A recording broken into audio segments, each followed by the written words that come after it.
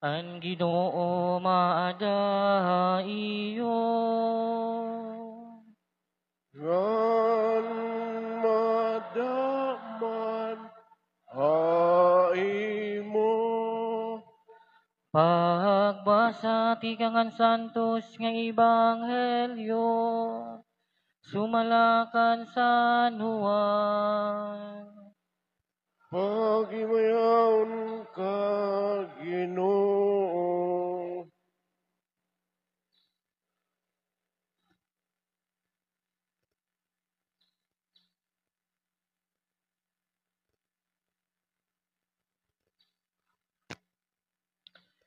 Bispiras na adtohan piyestahan paglabay. Maaram na Jesus nga inabot na aniyatak na hinpagbaya hini nga kalibutan hinpagkadto hanamay.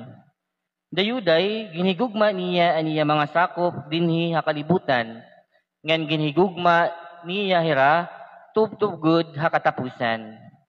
Tarangka ha panihapon Jesus nga niya mga tinunan. Ginlarang na hanyawa nga maglingo kan Jesus si Judas nga anak ni Simon Iscariote. Maaram Jesus nga itinubyan ha iya hanamay an bugos nga gahom ngan maaram hiya nga tikang hiya ha Dios ngan tikadto na hiya sa Dios. Sanglit binuhat Jesus ngan maglubas sa niya bawbaw nga bado ngan magbakos sa hintualya. Inipis siya hintubig nga nahapalanggana nga nagtikang hinpamusa han mga tiil han mga tinunan ngan ginpahiran han tuwalya nga iya iginbakos. Hinarani kan Simon Pedro nga nagsiring ha iya, Ginoo, mamumusa ka ba han akon mga tiil? Nagbaton Jesus sa iya, diri ka pamaaram yana kun ano an akon ginbubuhat, kundi hibabaroan mo ini unina. Nagsiring he Pedro, diri gud ako matugot nga mamusa ka han akon mga tiil. Nagbaton Jesus, kung diri ako mamusa han imo mga tiil, diri ka na magiging tinunan ko.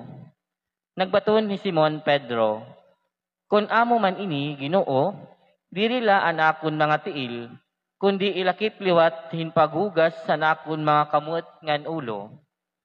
Nagsiring Jesus, anhuman na kumarigos, malinis na, an iya bugos nga lawas.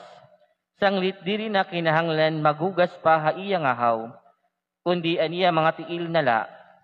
Malinis na kamo, kundi diri nga tanan. Maaram na Jesus, kun hino an maglilingo ha iya, sanglit nagsiring iya. Malinis na kamo, kundi diri nga tanan.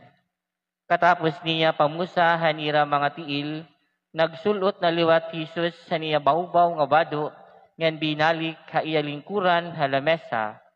Nagpakian na hiya, nasayod ba kamo han ginbuhat ko ha iyo? Natawag kamo ha akon nga magturutdo ngan Ginoo, ngan may kamatuuran, kay amo gud ito ako. Sanglit kun ako nga iyo Ginoo ngan magturutdo namusa han iyo mga tiil, angay manluwat kamo, magiparaw pamusahan iyo mga tiil. Gintagan ko kamo hinsus baranan, basi sugaron niyo hinpagbuhat, han ginbuhat ko ha iyo. Mga kabugtuan, an ebanghelyo han Ginoo. Pagdayawon ka, Kristo.